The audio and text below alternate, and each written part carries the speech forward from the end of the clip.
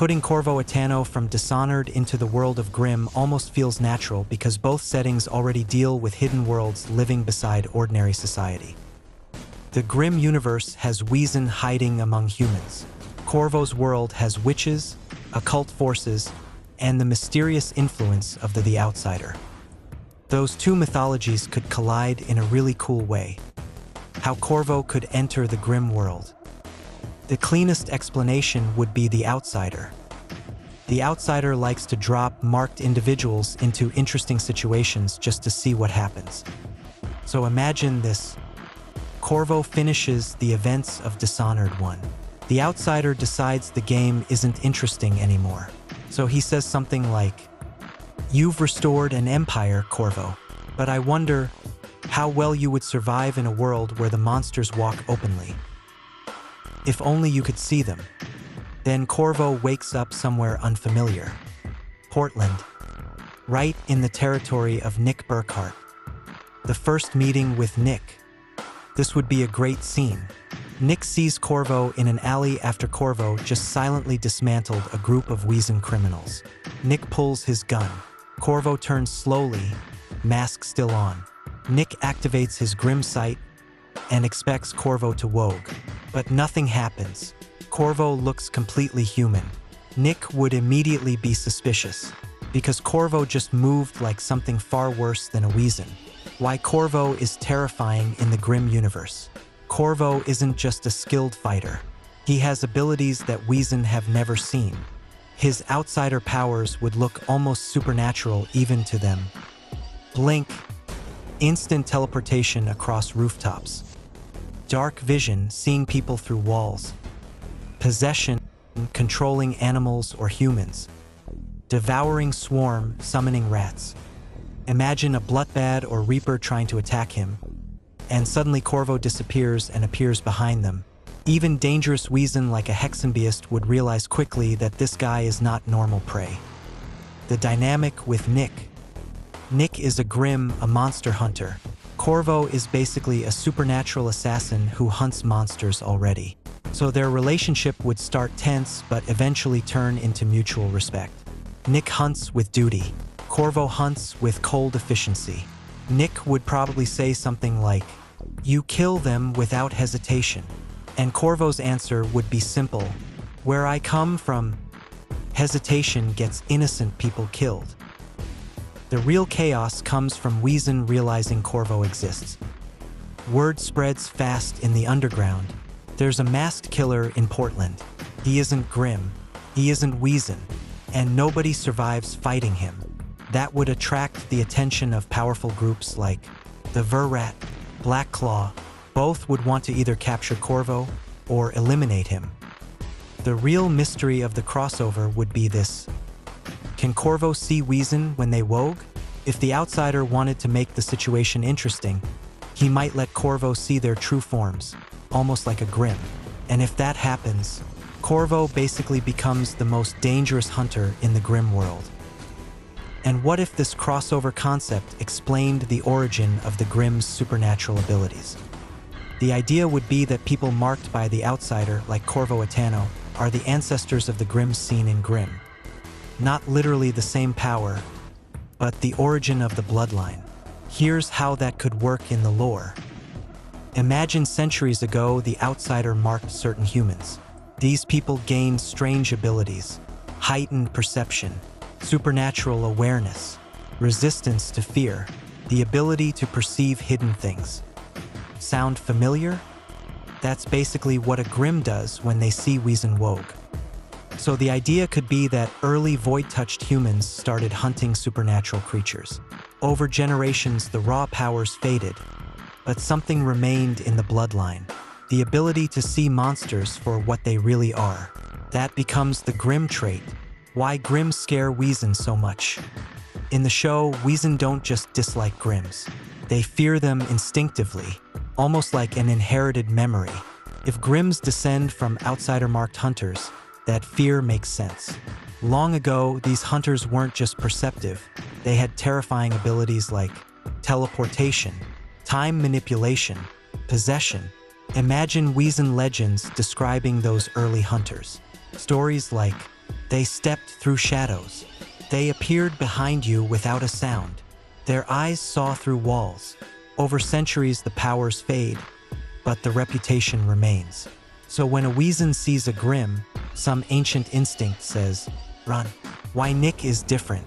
That would also explain why Nick Burkhardt adapts so quickly to the supernatural world. His brain isn't just learning something new. It's reactivating something ancient in his bloodline, almost like a diluted echo of the outsider's influence. Now imagine Corvo realizing this. Nick asks him, "Where did you learn to fight like that?" Corvo pauses. Then he says quietly, "A long time ago, someone changed me." Nick asks who. Corvo just replies, "A god who enjoys watching men struggle." Nick would immediately understand that whatever touched Corvo, it wasn't human. Why the outsider might have started it. The outsider is basically a cosmic observer.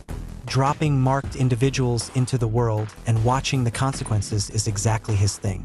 So creating a lineage of hunters who keep the supernatural world balanced, that would absolutely amuse him. Something like, "I gave a few humans power once. Interesting what their descendants became." The coolest part of this idea. If this were true, Wesen legends might talk about something even older than Grimm's. Not Grimms themselves, but the Shadow Hunters. The first void-marked humans who hunted monsters with powers far beyond anything modern Grimms possess. Corvo would be one of the last of them, which means if Wesen discover he exists, the underground would panic. Because to them, he wouldn't just be another hunter. He'd be something closer to a living ancestor of the Grimm myth. And honestly, that concept also creates a cool twist. Some Wesen might actually think Grimms are becoming weak compared to the old legends. Then Corvo shows up in Portland, and suddenly those ancient stories don't sound exaggerated anymore.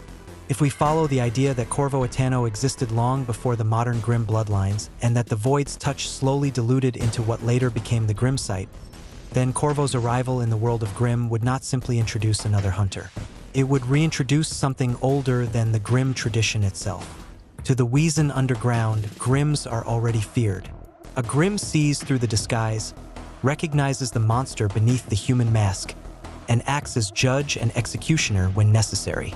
But Corvo represents a different category of predator entirely. Where a Grimm reveals the truth of a Wesen, Corvo becomes a shadow that hunts the powerful. In other words, to Grimms, he would be what Grimms are to Wesen. And the first organizations to understand that difference would be the two most dangerous forces in the Wesen political world, Black Claw and the Verrat. Black Claw believes in open Wesen domination over humanity. They rely on intimidation, secrecy, and coordinated cells across the world. The Verrat, on the other hand, operates like an ancient intelligence service. Assassins, spies, and loyalists protecting royal bloodlines and enforcing order through quiet violence. Both groups are used to fighting Grimms. Neither group is prepared for Corvo. At first, the reports sound like nonsense. A Black Claw cell in Seattle disappears overnight. 3 operatives, 2 Bloodbaden and a Lozenschlange commander, are found dead in a warehouse. No gunshots, no signs of struggle, just precise wounds and bodies positioned as if the killer had walked through them like a ghost. Witnesses describe something strange. A tall man in a dark coat, a mask made of dull metal, eyes that seemed completely black for a moment before he vanished. Black Claw leadership dismisses it at first. Their assumption is simple, a Grimm operating outside the usual circles. But the pattern spreads. Another cell collapses in Denver, then Chicago, then a Verrat courier team vanishes during a routine transport mission.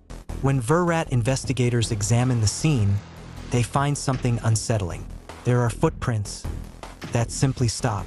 No escape route, no vehicle, just the sense that the attacker moved in ways that ignored the normal limits of space. For organizations built on centuries of calculated violence, this is deeply disturbing. The Verrat have extensive historical records about Grimms and their methods. What they are seeing now does not match those records. One of their historians eventually finds something buried in old archives. A fragment of a journal written by an early Grimm ancestor. Inside is a description of a hunter who was not one of them. A man who moved through shadows. A man who appeared and disappeared without warning. A man whose eyes became dark when he called upon some unseen power. The journal does not call him a Grimm. It calls him the first shadow hunter. Meanwhile, the killings continue. Corvo's campaign is not loud or theatrical. It is surgical. Black Claw recruiters disappear before they can establish footholds. Verrat assassins find themselves stalked by someone far more patient than they are. He watches rooftops, listens to conversations from impossible angles. And when he strikes, the encounter is over before the victim fully understands what is happening. To the Wesen underground, rumors begin spreading quickly. The stories grow stranger each time they are told. Some say he steps through walls. Others claim time stops around him. Many insist that animals obey his commands. Soon a new phrase starts circulating in whispered conversations. Do not attract the attention of the mask, because unlike a Grimm, Corvo is not bound to a code or a lineage. He is a relic of something older, an assassin shaped by the void itself. For Black Claw, this becomes a nightmare. Their ideology depends on the belief that Wesen are the natural rulers of the world. Yet now their leaders are being dismantled by a single human figure moving through their ranks like a phantom. The Verrat react differently. They begin treating Corvo less like an enemy and more like a catastrophic variable. Their agents start avoiding direct engagement entirely. They study him instead, trying to understand what he is. Their conclusion is unsettling. If Grimms are the predators of Wesen society, then Corvo Attano is something above even that hierarchy. A hunter who stands outside the natural order both groups understand. Eventually, the rumors reach Portland. Nick Burkhardt hears the same stories Monroe does, whispers about a masked killer dismantling extremist Wesen organizations across the country. When Nick finally encounters Corvo, the realization is immediate and uncomfortable. Nick exposes monsters. Corvo eliminates them. And when Nick watches the masked figure disappear in a blink of impossible movement, he begins to understand something that reshapes the Grimm legacy in his mind. Grimms were never the beginning of the story. They were only the descendants of the first hunter who once stepped out of the shadows and taught monsters what it meant to be afraid.